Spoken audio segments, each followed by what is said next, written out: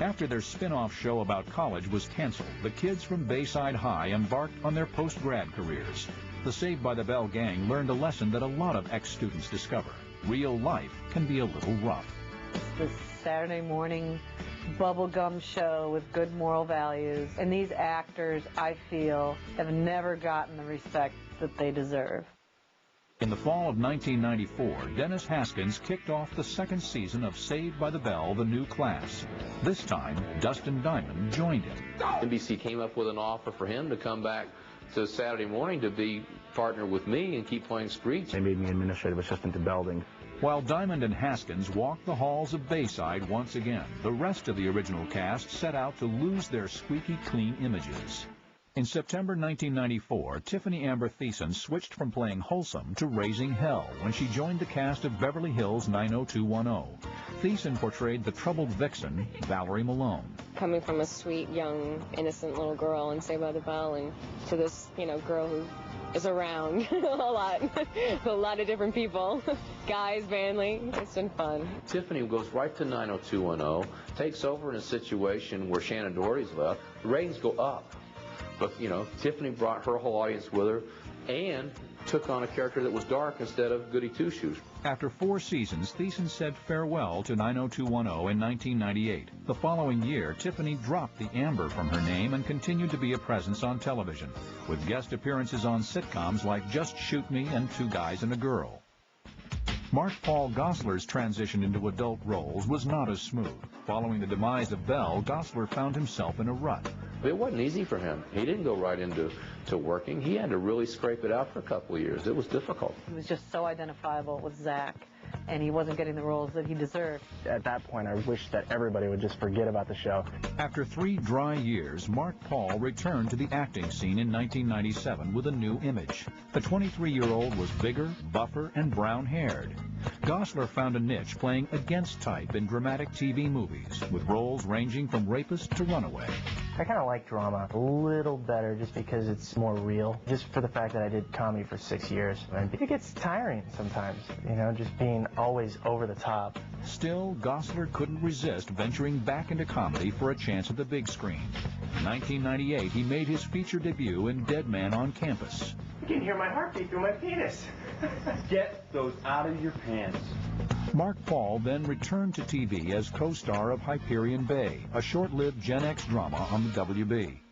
Like Gosselaar, Mario Lopez was determined to prove he could stretch as an actor.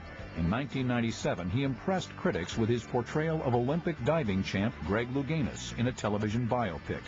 The following year, Lopez returned to episodic TV when he joined the cast of Pacific Blue on the USA Network.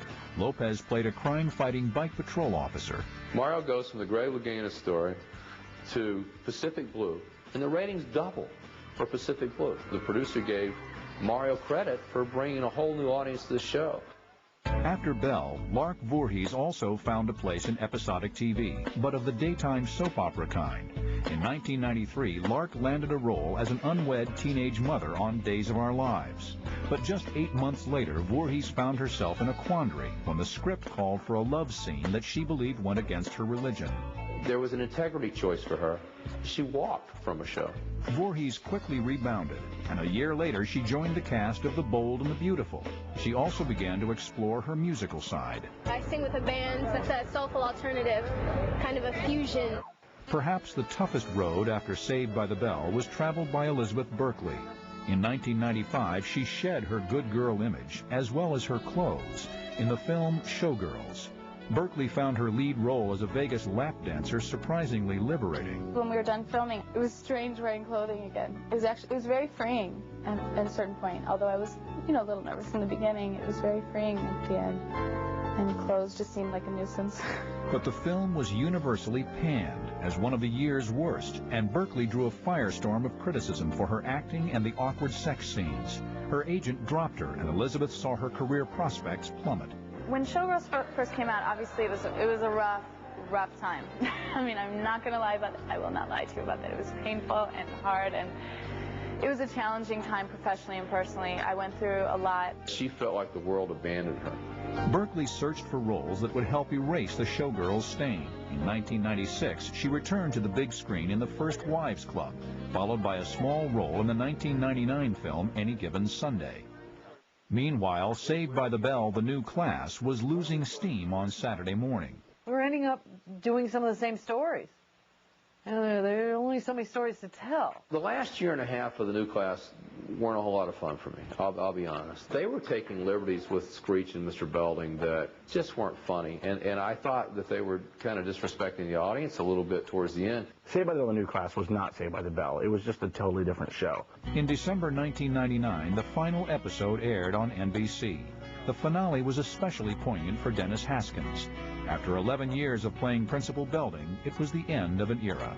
Going from day one with Miss Bliss to the last day of The New Class, I'm the only one that took that whole Saturday morning journey. Coming up. Great. Everyone's like, woo!